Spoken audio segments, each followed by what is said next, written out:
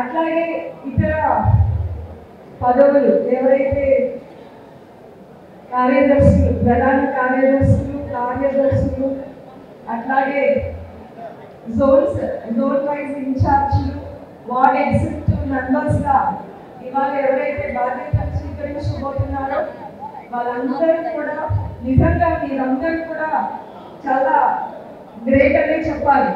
అధికారం ఉన్నప్పుడు పార్టీ బాధ్యతలు స్వీకరించడం, నిర్వహించడం గొప్పేం కాదు. అధికారం కోల్పోయి కష్టాలు ఉన్నప్పుడు, నిర్బంధాలు ఉన్నప్పుడు మీరందరూ ముందుకు వచ్చి పార్టీ బాధ్యతలు స్వీకరించి నిర్వహిస్తున్నారు. నిజంగా చాలా గ్రేట్. మీరందరూ కూడా మీలాంటి నిజాయితీ గల నాయకులను, వ్యక్తులను పార్టీ బాధ్యతలు అప్పగించినందుకు వైఎస్ఆర్సీపీ జిల్లా అధ్యక్షుడు భూమన కరుణాకర్ రెడ్డి సార్కి, అట్లాగే మన తిరుపతి నియోజకవర్గ సమన్వయకర్త అభినయ్ గారికి నిజంగా ధన్యవాదాలు.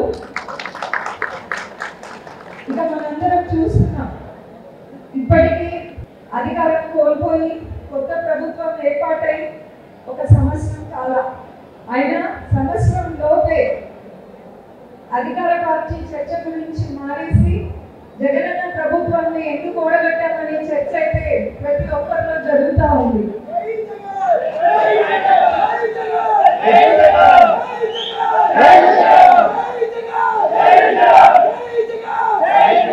కాబట్టి మనందరికీ తెలుసు, ఎప్పుడు ఎన్నికలు వచ్చినా కూడా మనమందరం కూడా జగనన్న నాయకత్వంలో గెలబోతున్నాం అనేది వాస్తవంగా కనిపిస్తుంది.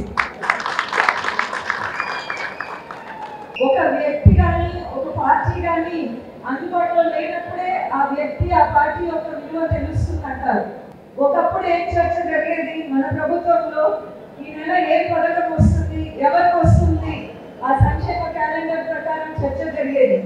ఇప్పుడు ఒకటే చర్చ, ఈ రోజు ఎవరిని అరెస్ట్ చేస్తారు, రేపు ఎవరిని అరెస్ట్ చేస్తారు, ఎల్లుండి ఎవరిని ఇబ్బంది పెట్టిపోతున్నారు, ఎల్లుండి ఏ దుర్ఘటనలు జరుగుతున్నాయి అనేది చర్చ జరుగుతాం. సో ఆల్రెడీ చెప్పారు మన ఎంపీ సార్, గత నెలలో మనం డిప్యూటీ మేయర్ ఎలక్షన్స్ అప్పుడు తిరుపతిలో ఎప్పుడు చూడనటువంటి విధానం అన్ని సంఘటనలు చూసాం. సో ఒకటే చర్చ ఇదే జరుగుతోంది కాబట్టి సంక్షేమం, అభివృద్ధి అనే చర్చ లేదు.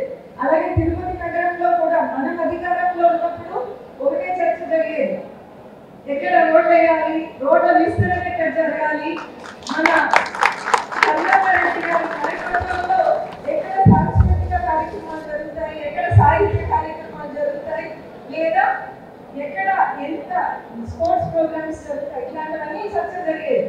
ఇప్పుడు ఒకటే చర్చ, ఎవరిని ఎలా భయపెట్టాలి, ఎలా లొంగ తీసుకోవాలి, ఎవరికి ఆశ చూపించాలి, లేకపోతే ఎవరిని ఎలాగ రాజీనామా చేయాలి, ఎవరి మీద అవిశ్వాసం పెడతాం, ఈ చర్చలే జరుగుతున్నాయి.